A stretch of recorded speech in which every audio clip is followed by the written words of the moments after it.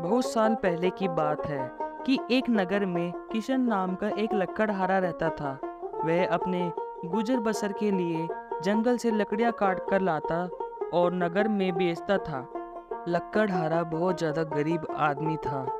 उसके साथ ना उसकी माँ थी, ना उसके पिताजी थे, ना ही लकड़हारे की कभी शादी हुई थी। मगर लकड़हारे जितना मेहनती पूरे नगर में कोई नहीं था। लकड़हारे की मेहनत की पूरे नगर में चर्चे थे। लकड़हारा झरने के पास वाले जंगल में लकड़ियां काटता था और उन्हीं काटी हुई लकड़ी को वो मंडी में लेके जाता था।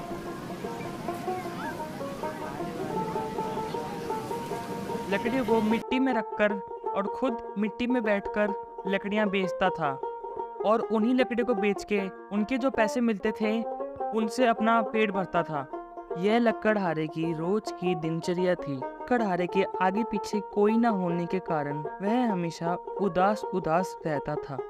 लकड़हारे को उस चीज की खुशी भी थी कि उसके पीछे कोई न होने के कारण वह अपना खर्चा खुद चला लेता है। एक दिन लकड़हारा तेज बहती हुई नदी के पास एक पेड़ पर चढ़कर लकड़ी काट रहा था।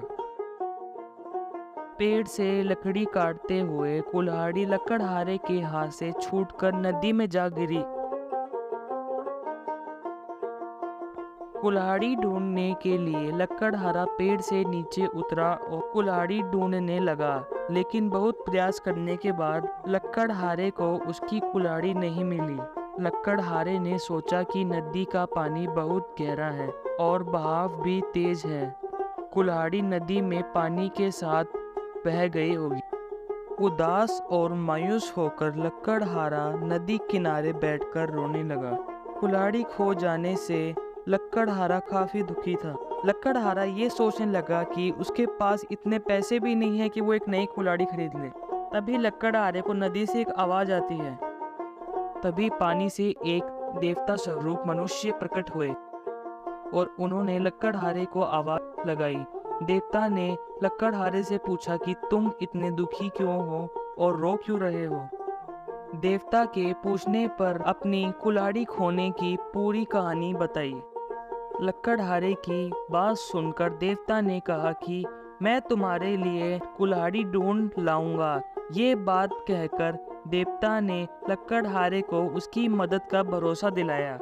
इसके बाद देवता नदी में समा गए और कुछ देर के बाद नदी से बाहर निकले। लकड़हारे ने देखा कि हवा में 3 तरह की कुल्हाड़ी है।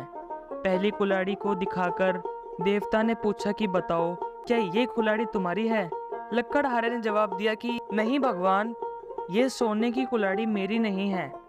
इसके बाद देवता ने चांदी की कुल्हाड़ी को दिखाते हुए पूछा कि क्या ये कुल्हाड़ी तुम्हारी है? लकड़हारे ने जवाब दिया कि नहीं भगवान, ये कुल्हाड़ी भी मेरी नहीं है। इसके बाद लकड़ी से बनी कुल्हाड़ी को दिखाते हुए देवता ने वही प्रश्न दोबारा किया। इस बार लकड़हारे ने जवाब दिया कि जी हाँ, ये लकड़ी से बनी कुल्हाड़ी मेरी कुल्हाड़ी है। इसी से मैं पेड़ पर बैठकर लकड़ी काट रहा था। काटते समय ये मेरे हाथ से छूटकर नदी में जा गिरी। देवता के द्वारा लकड़हारे की ईमानदारी को देखकर बहुत अधिक प्रसन्न हुए। देवता ने कहा कि किशन, यदि तुम्हारी जगह कोई और होता तो वह सोने या चांदी की कुल्हाड़ी ले लेता, परंतु तुमने ऐसा नहीं किया। हम तुम्हारी ईमानदारी से बहुत प्रसन्न हुए। तुमने पवित्र और सच्चे मन से मेरे द्वारा पूछे गए सभी सवालों के जवाब एकदम सही दिए हैं। मैं तुम्हें उपहार के रूप में ये तीनों कुल्हाड़ी भेंट करता हूँ। तुम ये तीनों कुल्हाड़ी भेंट स्वरूप अपने पास रख लो।